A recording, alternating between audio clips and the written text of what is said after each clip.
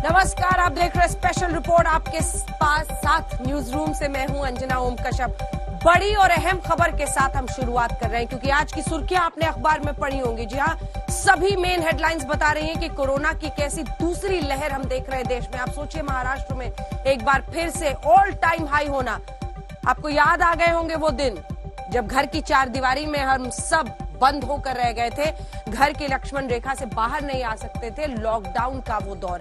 और इसी मद्देनजर हम महाराष्ट्र से आती हुई एक बड़ी खबर के साथ बुलेटिन की शुरुआत कर रहे हैं क्योंकि मुख्यमंत्री उद्धव ठाकरे ने संकेत दिए हैं लॉकडाउन भी एक विकल्प है। जहां कोरोना के बढ़ते मामलों पर उद्धव ठाकरे का ये बयान है जिसमें उन्होंने कहा है कि लॉकडाउन को एक विकल्प के रूप में मैं देख रहा हूं, लेकिन इसी के साथ उन्होंने कहा है कि राज्य की जनता सहयोग करे। बहुत बड़ा खतरा मंडरा रहा है इस वक्त। जिस तरह से 25,000 के आगे मामले आज भी महाराष्ट्र से कोरोना के आए हैं और उद्धव ठाकरे ने कहा है कि यही एक विकल्प है। ये विकल्प क्यों तलाशना पड़ रहा है महाराष्ट्र के लिए, ये रिपोर्ट देखिए। किंबहुना सप्टेंबरमध्ये जो आपल्याकडे सर्वोच्च बिंदू त्यांनी जो गाठला होता त्याच्या जवळपास किंवा त्याच्या पुढे आता आपण गेलेलो आहोत। पुन्हा लॉकडाऊन करणं हा एक मार्ग आहे, पण मला जसं त्या काळामध्ये जनतेने सहकार्य केलं त्या सहकार्याची पुन्हा अपेक्षा आहे आणि जनता नक्की करणार, माझे बांधव माता भगिनी नक्की करणार।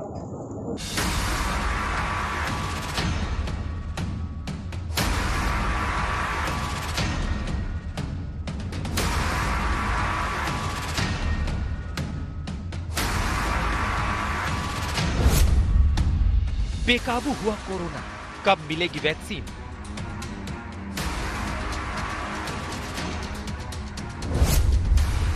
अब क्यों इंतजार, सबको वैक्सीन दो सरकार।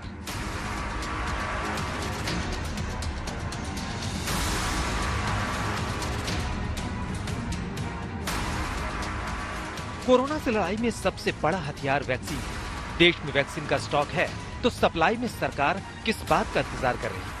सबसे पहले हम आपको कोरोना से जुड़ी 10 बड़ी खबर बताते हैं। कोरोना पर बड़ी खबर नंबर 1, देश में पिछले 24 घंटे में कोरोना के 39,726 नए केस सामने आए। कोरोना पर बड़ी खबर नंबर 2, महाराष्ट्र में टूटा बीते 6 महीनों का रिकॉर्ड, कोरोना के 25,833 नए केस। कोरोना पर बड़ी खबर नंबर 3, पुणे और मुंबई समेत महाराष्ट्र के 9 जिलों में लगा नाइट कर्फ्यू। कोरोना पर बड़ी खबर नंबर 4, मुंबई में एंटीजन टेस्ट नेगेटिव आने के बाद ही मॉल में एंट्री।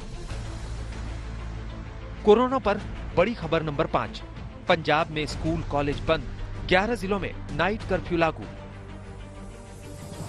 कोरोना पर बड़ी खबर नंबर 6, नोएडा गाजियाबाद में कोरोना के चलते 31 मार्च तक धारा 144। कोरोना पर बड़ी खबर नंबर 7, 6 जनवरी के बाद एक दिन में दिल्ली में 600 से ज्यादा केस। कोरोना पर बड़ी खबर नंबर 8, बिहार के सभी डॉक्टरों और स्वास्थ्य कर्मियों की छुट्टी रद्द कर दी गई है। कोरोना पर बड़ी खबर नंबर 9, यूपी के सभी जिलों में कैदियों को मिलेगी कोरोना वैक्सीन। कोरोना पर बड़ी खबर नंबर 10, कोरोना के बढ़ते केसेस के चलते वैक्सीनेशन का दायरा बढ़ाने की मांग। एक बार फिर खतरा सब पर है, खतरा सिर पर है, खतरा दर पर है। अभी नहीं जागे तो हालात बद से बदतर होते देर नहीं लगेगी क्योंकि महाराष्ट्र में कोरोना आउट ऑफ कंट्रोल है। मुंबई और महाराष्ट्र में कोविड केसेस में इतनी बढ़ोतरी आखिर क्यों हो रही है? क्या कोई नया म्यूटेशन है जिसकी वजह से ये सर्च देखी जा रही है? मेडिकल एक्सपर्ट्स का कहना है अभी वो कंक्लूसिवली इस बात पर कुछ भी नहीं कह सकते हैं। हालांकि कई ऐसी सैंपल्स हैं जो नेशनल इंस्टीट्यूट ऑफ वायरोलॉजी में भेजे गए हैं। मुंबई में आंकड़ा मानो 3,000 के पास पहुंच ही गया है। राज्य का आंकड़ा 26,000 को छू ही रहा है। और सबसे बड़ी चिंता की बात तो यह है कि अब यह वायरस धीरे धीरे दूर दराज छोटे इलाकों में भी पहुंच रहा है। नंदुरबार इसका एक बड़ा उदाहरण है, जहां एक तरफ राज्य के स्वास्थ्य मंत्री राजेश टोपे का कहना है कि लॉकडाउन कोई सलूशन नहीं है, तो दूसरी तरफ बृहन मुंबई म्युनिसिपल कॉर्पोरेशन का कहना है कि अगले हफ्ते से वो नियमों को और ज्यादा कड़ा कर सकता है। देश के 70 जिलों में 150% से ज्यादा रफ्तार से केस बढ़ रहे हैं। दिल्ली, मध्य प्रदेश और गुजरात में नए केसेस का बढ़ता आंकड़ा डरावना है।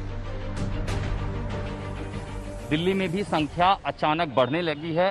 500 का आंकड़ा पार करते ही आपात बैठक बुलाने की नौबत आ गई दिल्ली सरकार को। लेकिन इस बीच जो बाजार हैं, क्योंकि त्योहारी मौसम है, होली नजदीक आ रही है, बाजारों में भीड़ बढ़ रही है, उसके चलते एहतियात के तौर पर जो बाजार है वहां टेस्टिंग की संख्या बढ़ाई गई है। हम इस समय कनॉट प्लेस पर हैं और आपको एक तस्वीर दिखाएं। क्योंकि ये इलाका भीड़ भाड़ वाला है, बड़ी संख्या है लोगों की जो यहाँ घूमने के लिए आती है।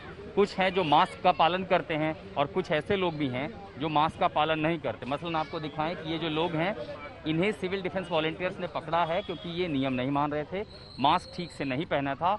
इन्हें यहाँ पकड़ा गया, अब इन्हें यहाँ लाया जा रहा है। लेकिन आपको एक तस्वीर दिखाते हैं कि आखिर नियमों की अवहेलना किस तरह होती है। बहुत सारे लोग आपको दिखेंगे जो मास्क नहीं पहन रहे हैं, भीड़ भाड़ वाले इलाकों में घूम रहे हैं। और जैसे ही शाम ढलती है, समय और आगे बढ़ता है, तब जो भीड़ है, आप समझ सकते हैं कि राजीव चौक कनॉट प्लेस का इलाका, वहां पर भीड़ कितनी होती होगी। मध्य प्रदेश में लगभग 2,72,000 लोगों को कोरोना पॉजिटिव अभी तक हुआ है।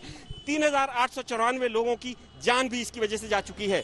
सरकार ने भोपाल और इंदौर में नाइट कर्फ्यू पहले ही लगा रखा था। अब 6 जिलों में जो महाराष्ट्र से सटे इलाके हैं वहां पे नाइट कर्फ्यू लगा दिया है। और सरकार ने देर रात शाम मुख्यमंत्री की अपने अधिकारियों के साथ बैठक में एक प्रस्ताव सामने आया था, जिसमें कहा था भोपाल और इंदौर में, खासकर जहां पर कोरोना के अधिक मामले सामने आ रहे हैं, वहां पे सप्ताह के अंत में लॉकडाउन लगाया जाए। लेकिन फिलहाल उस प्रस्ताव को ठुकरा दिया गया है। पिछले 24 घंटे में गुजरात में करीब 1276 नए मामले दर्ज किए गए हैं। वैसे में चाहे अहमदाबाद हो या सूरत, जो कि दोनों ही कोरोना का हॉटस्पॉट बना हुआ है, वहां पे करीब 300 के आसपास मामले आ रहे हैं। तो वहां पे इस तरीके से जो कोरोना के कैंप है वो लगाए गए, यहाँ पे टेस्टिंग की जाती है। ये फ्री टेस्टिंग कैंप जो है वो लगा दिए गए हैं। और पूरे शहर में इस तरीके के करीब, अहमदाबाद की ही बात की जाए तो 80 से ज्यादा ऐसे कैंप लगाए गए हैं, जहां सुबह से ही लाइन लगना शुरू हो जाती है टेस्टिंग के लिए। दरअसल जिस तरीके से मामले बढ़ रहे हैं उसको लेते हुए प्रशासन भी काफी अलर्ट है। देश के कई जिलों में नौबत नाइट कर्फ्यू और कंटेनमेंट जोन तक पहुंच गई है। अगर कोरोना का मीटर ऐसे ही ऊपर की तरफ भागता रहा तो आने वाले दिनों में एक बार फिर कोरोना जिंदगी को पटरी से उतार देगा। आज तक ब्यूरो। और इस वक्त हमारे साथ शेखर सी मांडे साहब, जो कि डीजी हैं CSIR के, वो सीधा आज तक पर जुड़ रहे हैं। शेखर जी, मेरा पहला सवाल आपसे यही है सर, महाराष्ट्र के मद्देनजर और जो हम ऑल टाइम हाई 25,000 से ऊपर केसेस वहां इस वक्त देख रहे हैं, क्या ये दूसरी लहर है? और उसी सवाल का दूसरा हिस्सा कि क्या लॉकडाउन की नौबत फिर से आ सकती है?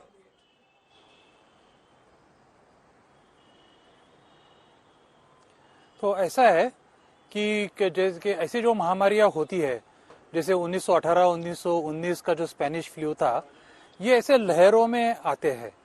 और जैसे कि हमने कोविड-19 में भी देखा है कि कई देशों में, यूरोप में और अमेरिका में दूसरी लहर भी आई थी, कई जगह तीसरी लहर भी आना शुरू हो गया था। तो हम लोग जिसको दूसरी लहर जब कहते हैं, जब दूसरे बार के आंकड़े जो है पहले बार से आंकड़ों से अगर मिलना शुरू करे। आज पूरे देश में अगर देखें तो हमारे पहली लहर में जो सितंबर में जो आंकड़े आ रहे थे वो करीबन 90,000, 95,000 जैसे आंकड़े थे। लेकिन उस तक अभी तक पूरे देश में हम नहीं पहुंचे हैं। लेकिन जरूर कुछ प्रांतों में, जैसे कि आपने जिक्र किया महाराष्ट्र का, परिस्थिति काफी गंभीर है। क्योंकि आज के दिन आपने जैसे बताया कि 25,000 लोगों का आंकड़ा आया है महाराष्ट्र से, वो मैं समझता हूँ कि काफी गंभीर है। लेकिन लॉकडाउन करना या न करना, ये सरकार का निर्णय अलग से होगा। एक बात तो जो जनता कर सकती है कि कोरोना एप्रोप्रिएट बिहेवियर को जनता जरूर अपना सकती है। क्या लॉकडाउन की नौबत आ सकती है सर?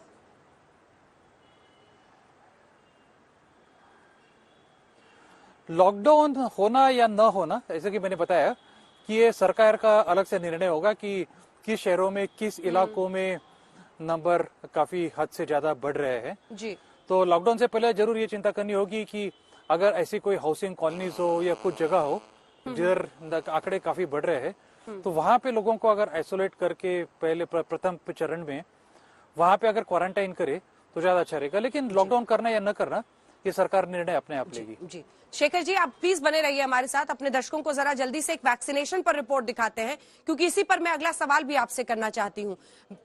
जब पिछली बार हमने लॉकडाउन का सामना किया था, घरों में हम सब बंद हो गए थे, तब तो कोई दवाई भी नहीं थी। लेकिन अब वैक्सीनेशन आने के बाद, दवाई नहीं है ये जरूर समझना है, लेकिन वैक्सीनेशन है। असर भी 1.5 महीने बाद आता है एक व्यक्ति के वैक्सीनेट होने के बाद। क्या जो 45 के ऊपर वाले लोग हैं, कोमॉर्बिडिटी के साथ, उन्हें ही वैक्सीनेट किया जा रहा है? क्या इस नियम को रिलैक्स करने की जरूरत है? क्या सबको वैक्सीनेशन की शुरुआत करने की जरूरत है? ये रिपोर्ट पहले देखिए। कुछ राज्यों में केसेस कम होने के बाद अचानक से वृद्धि होने लगी है। हमारा कॉन्फिडेंस ओवर कॉन्फिडेंस भी नहीं हो जाना चाहिए। हमारी ये सफलता लापरवाही में भी नहीं बदलनी चाहिए।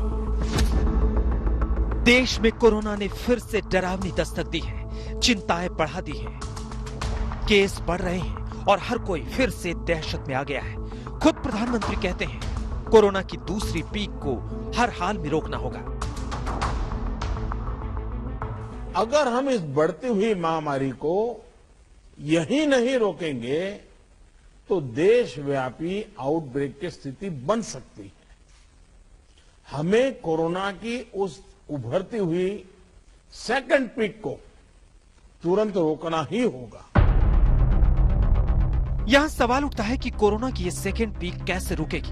अब तो देश में कोरोना की दवाई भी आ गई है, फिर क्यों कोरोना के फैलने की रफ्तार रोजाना बढ़ रही है? आखिर वजह क्या है? क्या वैक्सीनेशन में ढिलाई हो रही है?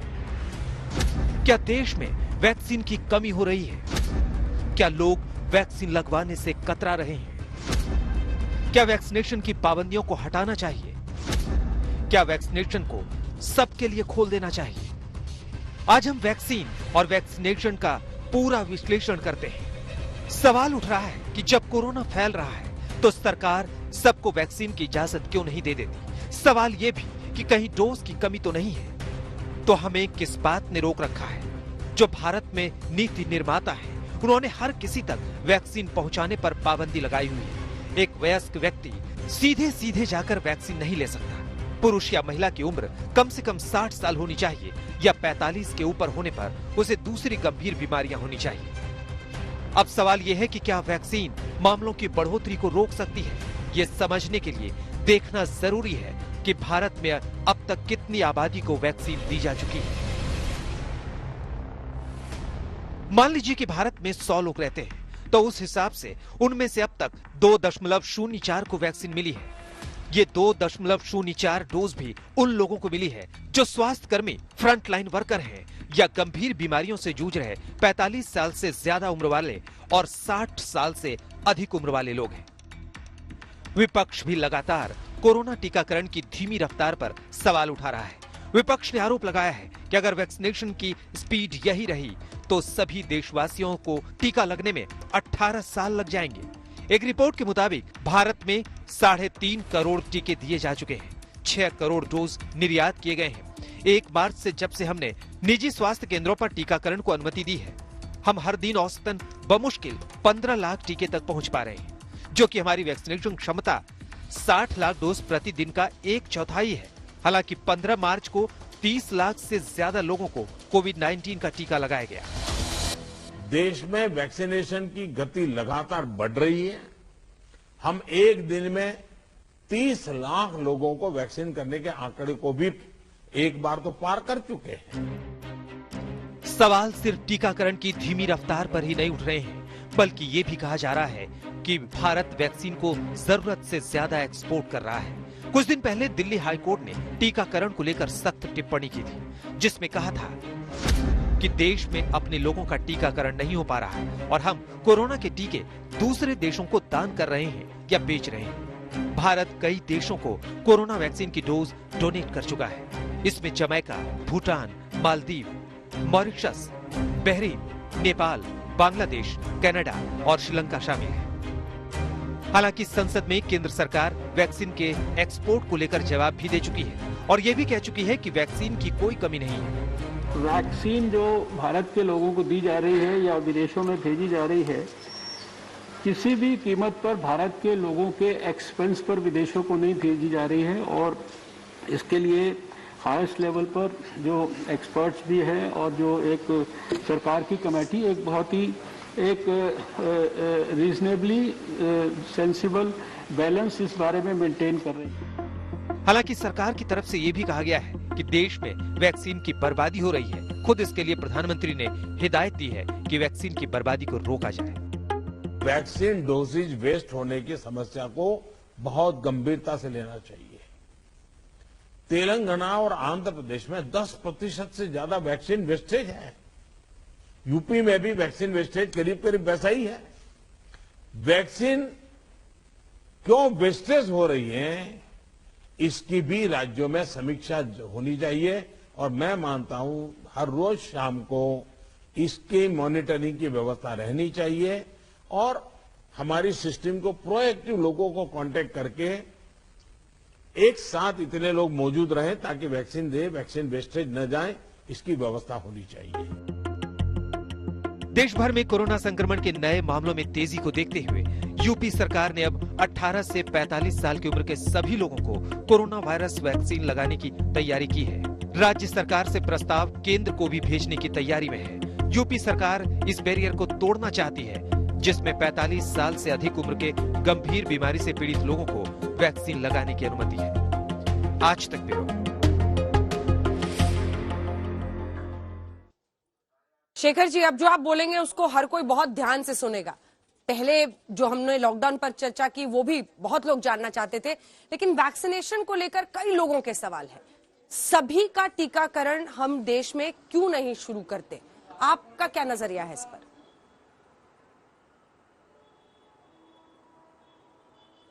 देखिए, ऐसा है कि देश में जितना मैन्युफैक्चरिंग हो रहा है टीकों का, उसमें सरकार की रणनीति ऐसी थी कि सर्वप्रथम हेल्थ केयर वर्कर्स और डॉक्टर्स को उन लोगों को टीका लगाया जाए। और मेरे ख्याल से इसमें दूसरा कोई ओपिनियन नहीं होगा कि ये सही निर्णय था कि हेल्थ केयर वर्कर्स और डॉक्टर्स वो हमेशा जो एक्सपोज होते हैं इस बीमारी को, उनको सबसे पहले लगाना जरूरी था। अब दूसरा प्रायोरिटी जो आया है, जो लोग ज्यादा ससेप्टिबल है इस डिजीज को, जैसे कि 60 की उम्र से ऊपर के और जो 45 की उम्र के ऊपर के, लेकिन जिनको कोमॉर्बिडिटी हो, इसमें भी मेरे ख्याल से कोई सवाल नहीं उठना चाहिए कि ये लोग जो है इनको थोड़ा ज्यादा तकलीफ हो सकती है कोरोना होने की वजह से। इसलिए प्रायोरिटी से इन लोगों को जल्द से जल्द टीका लगना चाहिए और ये खत्म होने के बाद ही अगर वैक्सीन अगर हो हमारे पास तो फिर पूरी जनता को जरूर मिलेगी, क्यों नहीं मिलेगी। तो इसलिए इसके ऊपर सवाल ऐसे खड़ा करना मैं समझता हूं कि उचित नहीं होगा। ठीक है, धन्यवाद आपका। जुड़े रहिए शेखर जी हमारे साथ। एक आखिरी सवाल मैं जल्दी से करूंगी, जरा स्कूल का अपनी ये रिपोर्ट दिखा देते हैं, क्योंकि कई राज्यों में स्कूल खुल गए हैं, वहां से माँ बाप चिंतित हो रहे हैं क्योंकि आंकड़े वहां पर बढ़ रहे हैं। जल्दी से उस पर एक झलक।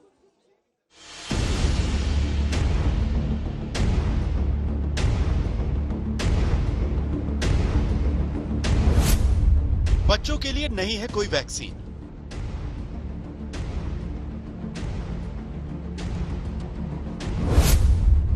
शहर शहर छात्र बने कोविड के शिकार।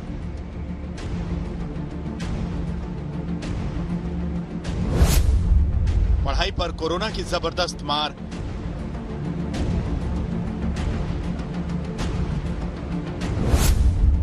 बोर्ड की परीक्षा पर कोरोना का साया।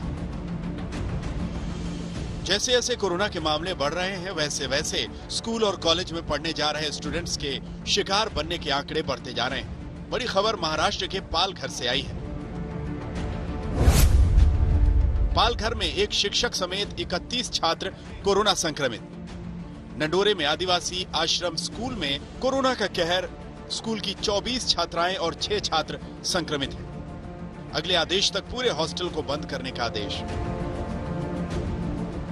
पालघर के सभी स्कूल और कॉलेज को बंद कर दिया गया है, तो मुंबई में ऑनलाइन पढ़ाने के निर्देश जारी किए गए हैं। वहीं गुजरात के सूरत में भी बड़ी संख्या में छात्र कोरोना पॉजिटिव पाए गए। शेखर जी, हमने आंकड़े दिखाए कई जगह जहां स्कूल खुल रहे, वो सब बताया अपने दर्शकों को। अब आप बताइए, क्या ऐसे वक्त पर जब हम देख रहे हैं कि केसेस में लगातार इजाफा हो रहा है, स्कूल्स का खोलना सही है? माता पिता की चिंता वाजिब है?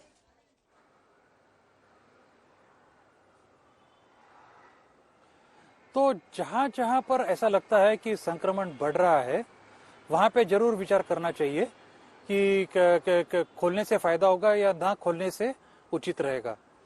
तो लेकिन ये लोकल जो चीज होती है वो लोकली उसका हम लोग सोच सकते हैं कि उस जगह पे कैसा हो रहा है। कई जगह ऐसा है कि जहाँ पे आंकड़े बढ़ नहीं रहे हैं, जैसे कि पहाड़ी इलाकों में, कि जहाँ पे अगर स्कूल खोलने से आंकड़े बढ़ने की संभावना अगर कम है तो वहां पे जरूर खोल सकते हैं। लेकिन जहाँ पे संभावना बढ़ रही है, जैसे कि महाराष्ट्र में कई गांवों में लग रहा है कि आंकड़े बढ़ने की संभावना है, तो वहां पे जरूर विचार कर सकते हैं कि स्कूल खोलना आवश्यक है या नहीं है। बहुत बहुत धन्यवाद आपका शेखर मांडे जी, डीजी CSIR आज तक पर आने के लिए, जिन्होंने कहा कि जहां जहां पर केसेस बढ़ रहे हैं वहां पर स्कूल खोले जाए या नहीं, इस पर पुनर्विचार की जरूरत है। टीकाकरण पर उन्होंने कहा सवाल उठाना ठीक नहीं है। लॉकडाउन पर उन्होंने कहा कि सरकार फैसला लेगी, लेकिन हाँ, ये दूसरी लहर के तौर पर केसेस देश में बढ़ रहे हैं। मुंबई में मुकेश अंबानी के घर के बाहर विस्फोटक कार के मामले में सियासी वार चरम पर है। जी हाँ, एक तरफ वो सियासी जंग चल रही है तो दूसरी तरफ NIA का बड़ा दावा हम आपको बता रहे हैं। स्पेशल कोर्ट में सचिन वाजे पर NIA का दावा है। उन्होंने कहा है कि वो जांच में असहयोग कर रहे हैं। उन्होंने ये भी कहा है, दरअसल कोर्ट की तरफ से कहा गया था कि जब भी सचिन वाजे से पूछताछ हो तो उनके वकील उचित दूरी पर हो, यानी वो नजर से दिखे लेकिन बहुत करीब ना हो। लेकिन सचिन वाजे के वकील ही नहीं आ रहे और ऐसे में पूछताछ हो ही नहीं पा रही है। तो सचिन वाजे को लेकर NIA का बड़ा दावा है ये स्पेशल कोर्ट में, जिसमें उन्होंने कहा है कि सचिन वाजे जांच में सहयोग नहीं कर रहे हैं। पहले वकील की शर्त रखी गई थी जिसे कोर्ट ने मंजूर किया और अब उनके वकील आ ही नहीं रहे हैं, जिसकी वजह से अभी तक सचिन वाजे से पूछताछ हो ही नहीं पाई है।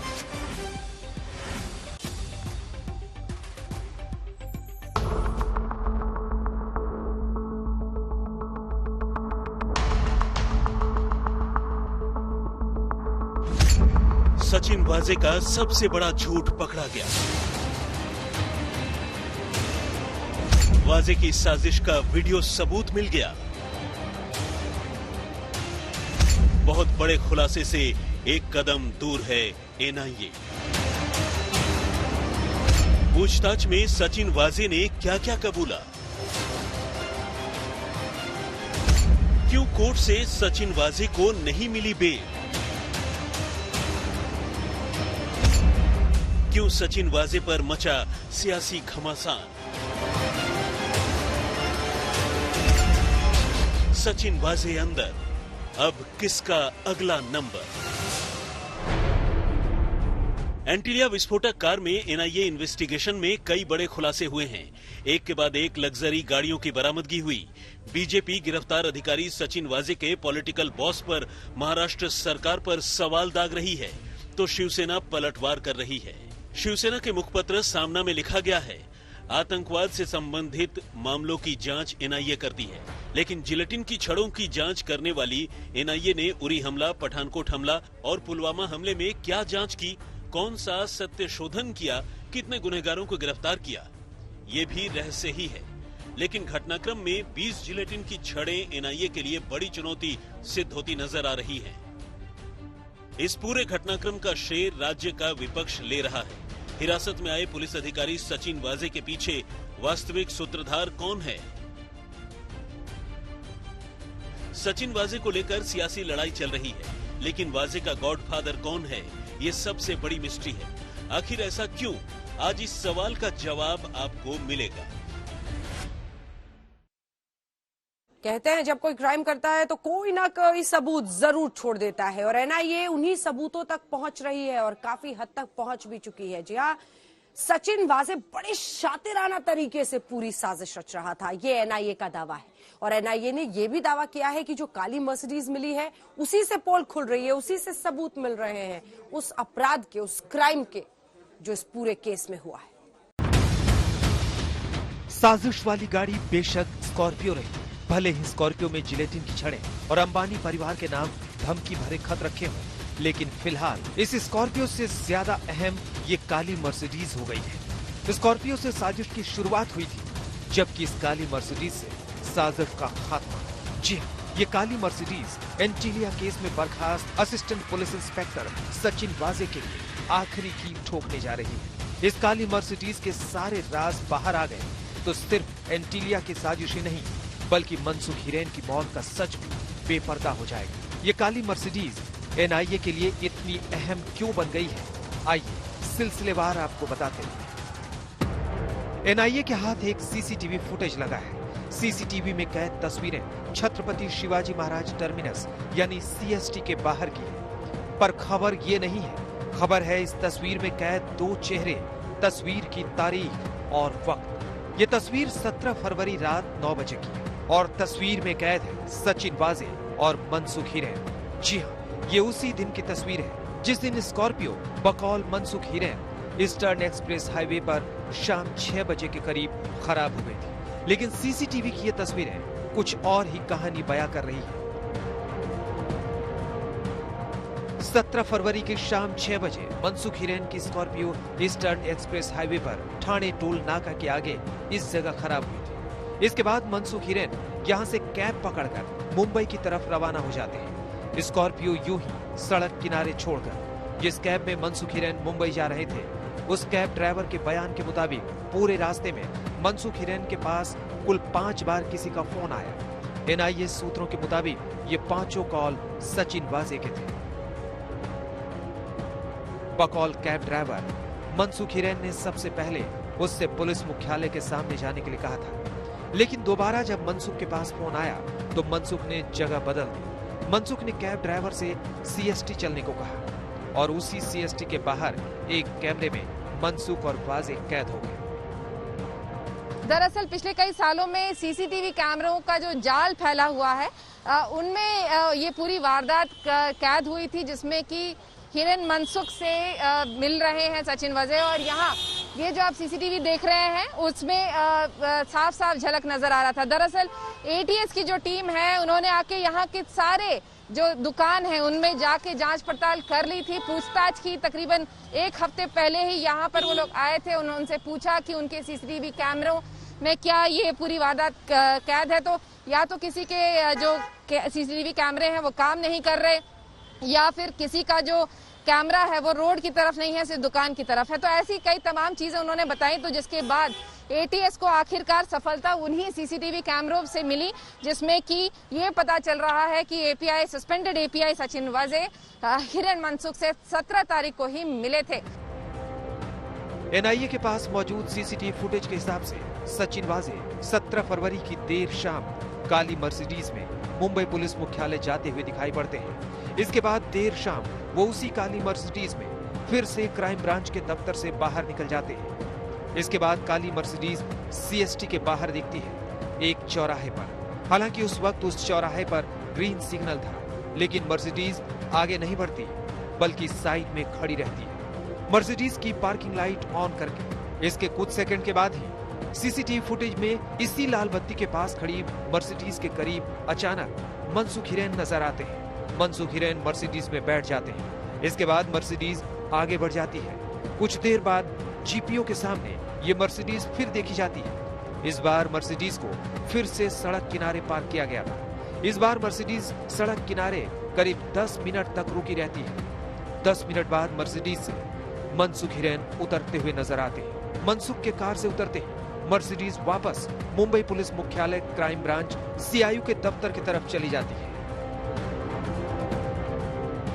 एनआईए को शक है कि 17 फरवरी की देर शाम इसी मुलाकात के दौरान मनसुख हिरेन ने स्कॉर्पियो की चाबी सचिन वाजे को दी थी। सचिन वाजे ने उसी रात ये चाबी अपने साथी पुलिस वाले को दी, जिसने 17 फरवरी की रात को ही ईस्टर्न एक्सप्रेस हाईवे से स्कॉर्पियो उठाकर सचिन वाजे के घर ठाणे पहुंचा दी। इस पूरे कहानी की शुरुआत 17 फरवरी को इसी जगह से शुरू होती है जहां पर इस वक्त हम मौजूद है। ये है मुंबई का विक्रोली इलाका। एनआईए और एटीएस सोर्सेज की माने तो ये कार कभी इस इलाके से चोरी ही नहीं हुई। सबसे पहली वजह इसके अंदर ये प्रॉपर प्लानिंग की गई थी। आप इस इलाके को समझिए, पूरी तरीके से सुनसान रास्ता है। अंधेरा होने के बाद यहाँ पर स्ट्रीट लाइट तक मौजूद नहीं है, यहाँ पर कोई सीसीटीवी कैमरे नहीं लगे हैं और ऐसी जगह पे वो गाड़ी यहाँ पर लगा के गए। पुलिस का ऐसा कहना है मनसुख हिरेन ने ही अपने कार की चाबी किसी सीआईयू ऑफिशियल को दी। सीआईयू के अधिकारी ने स्कॉर्पियो कार को 17 के रात को ही यहाँ से लेके जाके सचिन वाजे की जो बिल्डिंग है साकेत सोसाइटी ठाणे में, उसके बिल्डिंग के कंपाउंड में जाके पार्क कर दी। 17 से 24 फरवरी के बीच में ये स्कॉर्पियो कार सचिन वाजे के बिल्डिंग में रहती है।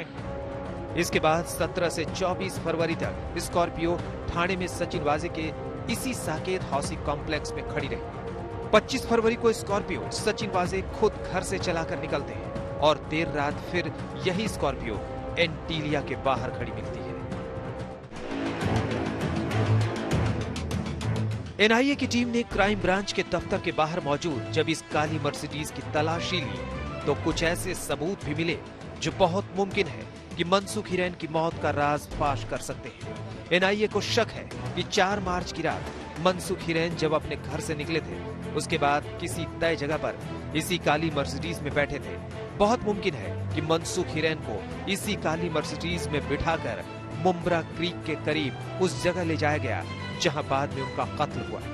अगर ऐसा है तो फिर सवाल ये है कि 4 मार्च की रात काली मर्सिडीज में मनसुख हिरेन के अलावा और कौन कौन से लोग बैठे हुए थे। एनआईए सूत्रों के मुताबिक मनसुख हिरेन सचिन वाजे और उनकी इस काली मर्सिडीज से अच्छी तरह वाकिफ थे। इसी वजह से बड़े आराम से वो उस रात मर्सिडीज में बैठ गए, यानी उन्हें जबरन बिठाने की नौबत ही नहीं आई। एनआईए को यह भी शक है कि बहुत मुमकिन है कि मौत से पहले इसी गाड़ी में उसके साथ मारपीट भी हुई।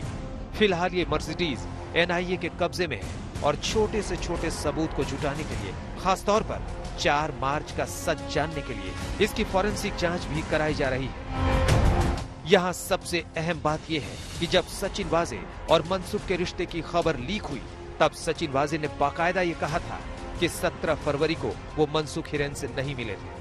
फोन पर उनकी बात जरूर हुआ करती थी, लेकिन सीएसटी के बाहर का सीसीटीवी फुटेज ये चुगली खा गया कि जिस दिन स्कॉर्पियो की चोरी का नाटक रचा गया उस दिन मनसुख हिरेन से सचिन वाजे मिले थे। एनआईए की टीम मनसुख हिरेन के मोबाइल की भी खोजबीन में लगी है, जो 4 मार्च की रात से ही गायब है। ये मोबाइल फोन रात 10:30 बजे बंद हो गया था। इसके बाद रात करीब 12:30 बजे इसका आखिरी लोकेशन वसई में पाया गया था। अगर मनसुख का मोबाइल हाथ लग जाए तो बाकी बचे सवालों के जवाब भी सामने आ जाएंगे। एनआईए को शक ही नहीं, यकीन है कि मनसुख हिरेन के फोन को सचिन वाजे और उनके साथ साजिश में शामिल पुलिस वालों ने ही कहीं छुपा रखा है।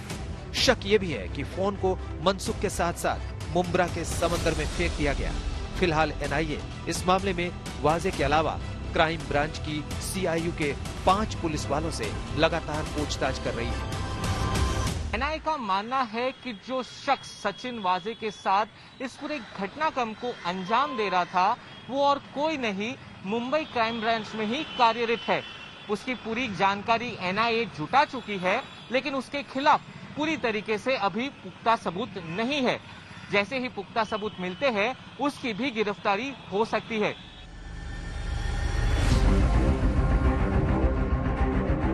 हालांकि एनआईए का इल्जाम है कि सचिन वाजे पूछताछ में सहयोग नहीं कर रहे हैं। वो लगातार सवालों को टाल रहे हैं, इसी वजह से उनसे ढंग से पूछताछ नहीं हो पा रही है। ये बात एनआईए ने बाकायदा शुक्रवार को मुंबई के एक स्पेशल कोर्ट में कही। सचिन वाजे मुंबई पुलिस में महज असिस्टेंट पुलिस इंस्पेक्टर के पद पर तैनात थे, लेकिन उनके घर और दफ्तर से एनआईए अब तक 2 मर्सिडीज, 1 लैंड क्रूजर प्राडो जब्त कर चुकी है। इसके अलावा इंटीलिया साजिश में शामिल स्कॉर्पियो और मुंबई क्राइम ब्रांच की गाड़ी इनोवा पहले से ही एनआईए के कब्जे में है। एनआईए सूत्रों के मुताबिक सचिन वाजे और भी कई प्राइवेट कार का इस्तेमाल किया करते थे, जिनकी तलाश की जा रही है। मुंबई से विद्या और सौरभ वक्तानिया के साथ शम्स ताहिर खान, आज तक। सचिन वाजे के इस पूरे केस में अब सवाल तो मनसुख हिरेन की मौत पर है। आइए हम आपको दिखाते हैं अपनी रिपोर्ट के जरिए कि आखिर क्या कनेक्शन है, क्यों इस मामले के इर्द गिर्द मनसुख हिरेन की मौत का मामला सुलझना बेहद जरूरी है।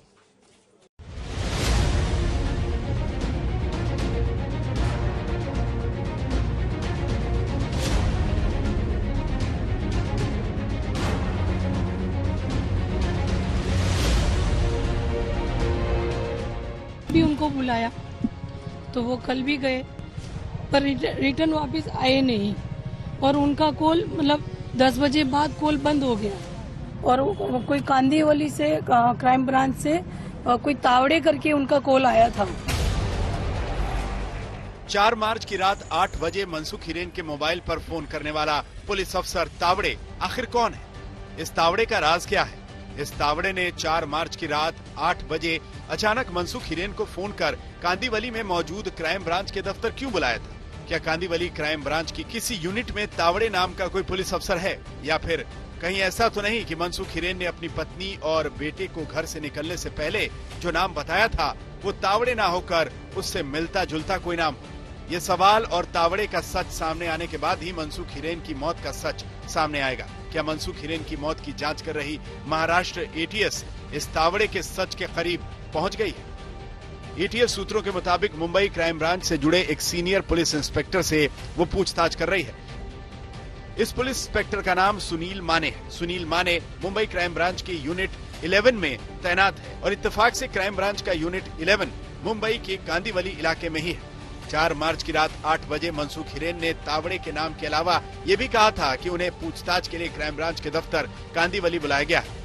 मनसुख हिरेन की पत्नी विमला ने एटीएस को दिए अपने बयान में कहा है कि मनसुख हिरेन ने घर से निकलने से पहले ये भी कहा था कि एंटीलिया केस में क्राइम ब्रांच का अफसर उनकी मदद करता है। और कोई कांदीवली से क्राइम ब्रांच से कॉल आया था, फिर उसके बाद वो उनके जाने के आधे 1 घंटे बाद फोन बंद हो गया। अब सवाल ये है कि क्या सुनील माने ही तावड़े है या फिर मनसुख हिरेन ने माने बोला हो और घर वालों ने तावड़े सुना हो? एटीएस ने सीनियर पुलिस इंस्पेक्टर सुनील माने को गुरुवार को पूछताछ के लिए बुलाया था। एटीएस सूत्रों ने सुनील माने से पूछताछ की तस्दीक की, मगर साथ ही ये भी कहा कि हमने उनसे पूछताछ की है, लेकिन तावड़े और माने के सच में फिलहाल कुछ कहना जल्दबाजी होगी। मुंबई से विद्या, मुस्तफा शेख और सौरभ अख्तानिया के साथ शम्स ताहिर खान, आज तक।